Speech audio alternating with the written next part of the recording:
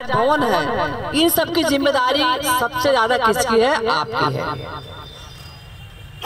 और मैं अब आपसे पूछना चाहती हूँ, मेरी कोई भाषणबाजी नहीं है, मतलब मेरा आपका संवाद है। मैं आपसे पूछना चाहती हूँ कि सरकार की जो मंशा थी सफाई कर्मी को लेकर के, क्या उस मंशे पर हम खरे उतर रहे हैं? नहीं उतर रहे। इस देखिए, सच्चाई को स्वीकारने में कोई बुराई नहीं है। जो सरकार की मंशा थी, जिसको लेकर के आपको रचना करी गई थी, उसका परिणाम बहुत अच्छा नहीं मिल रहा।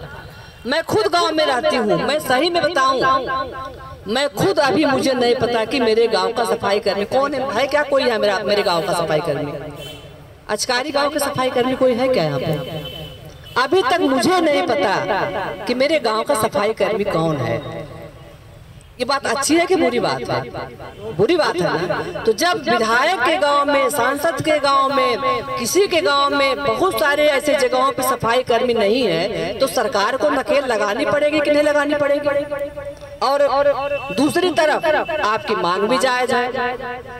हर व्यक्ति के हाथ में तो स्मार्टफोन नहीं है, हर व्यक्ति को तो स्मार्टफोन को ऑपरेट करने नहीं आता, हर व्यक्ति को तो ऐप लोड करने नहीं आता, क्योंकि आपकी योग्यता ही निरीक्षण से शुरू हुई है। आपकी योग्यता ही निरीक्षण से शुरू हुई है कि आपको इसकी जानकारी हो।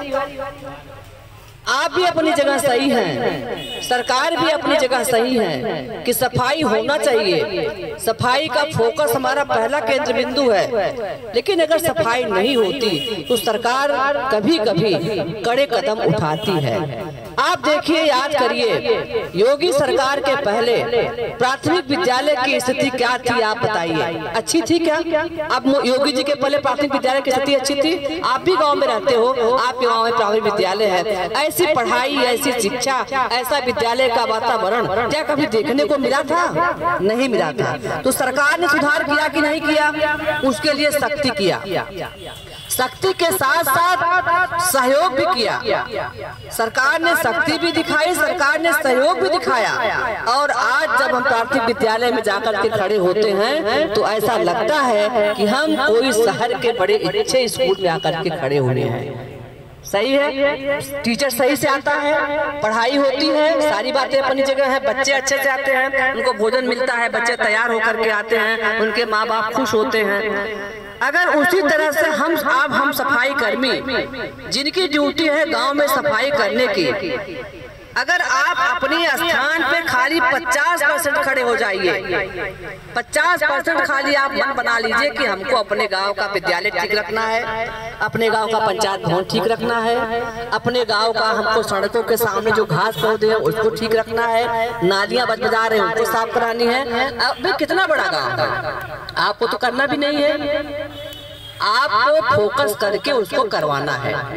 तो ये ऐसी कौन सी बात है कि आप नहीं कर सकते? आप ईमानदारी से आप करते भी हैं। बहुत सारे सफाई कर्मी ऐसे हैं कि जो बहुत ईमानदारी से काम करते हैं, और हमारी सरकार कभी भी सफाई कर्मी को सफाई कर्मी नहीं मानती। आप याद करिए, जब प्रयाग में कुंभ का मेले का आयोजन हुआ था तो हमारे मोदी जी ने सफाई कर्मियों का पैर भी धुला था अपने आप से। आप याद करिए, क्यों?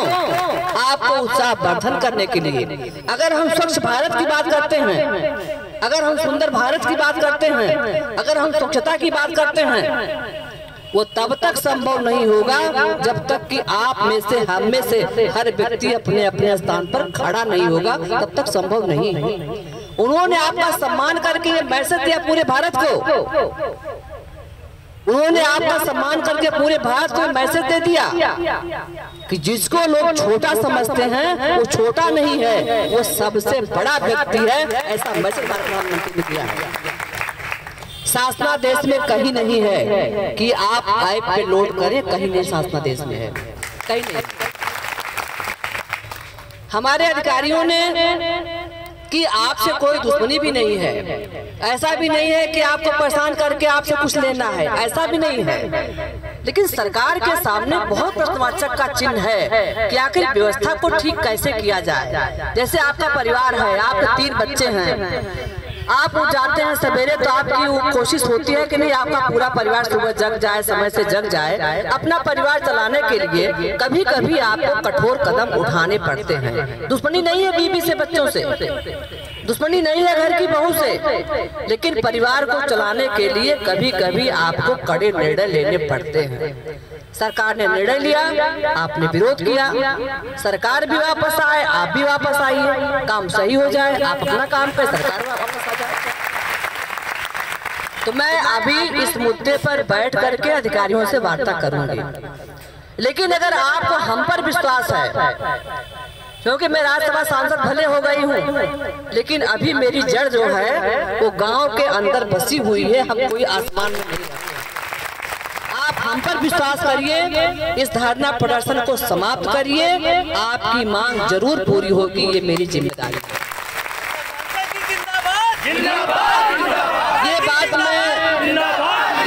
मैं आपके सामने इसलिए कर रही हूँ, ये बात मैं आपके सामने इसलिए कर रही हूँ कि बच्चा जब भुखाता है, कभी कभी माँ ध्यान नहीं देती तो बच्चा रोता है। सरकार भी रोई आपके सामने कि हम तुम्हारा वेतन रोक लेंगे, हम तुमको ट्रांसफर कर लेंगे। सरकार के जो हाथ में था सरकार ने किया, और जो आपके हाथ में था वो आपने किया। तो हम भी कदम दो वापस आए, आप भी दो कदम वापस आओ, बीच का रास्ता बन जाए। बीच का रास्ता क्या है? बीच का रास्ता यही है कि अपनी ड्यूटी को आप फॉलो करिए, अपनी ड्यूटी को आप समझिए।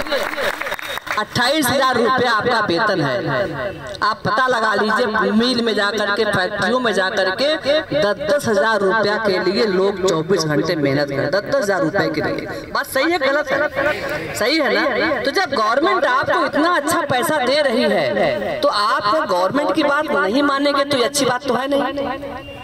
और धरना प्रदर्शन करके भी गलत बात को तो नहीं मनवाई जा सकती कि हम धरना प्रदर्शन करके अपनी गलत बात को हम मनवा लेंगे, गलत बात भी नहीं मनवाई जा सकती। तो मेरा आपसे अनुरोध है, मुझे पीड़ा हुई, मुझे पता लगा कि हमारा संगठन धरने पे बैठा है, हमारा सफाई कर्मी धरने पे बैठा है, तो मैं जौनपुर में आई। सरकार मेरी है और हमारी सरकार योगी की सरकार, हमारी सरकार सबके बारे में सोचती है कि कोई भी परेशान ना हो, कोई भी दुखी ना हो, किसी का शोषण न किया जाए। हमारी सरकार जिस तरह से सबके लिए काम कर रही है, सबका विकास कर रही है, चाहे स्वच्छता मिशन हो, चाहे प्राथमिक विद्यालयों की बात हो, चाहे कानून व्यवस्था की बात हो, चाहे अनाज की बात हो, कोरोना काल याद करिए, कोरोना काल कितना बड़ा संक्रमण था हमारे आपके सामने।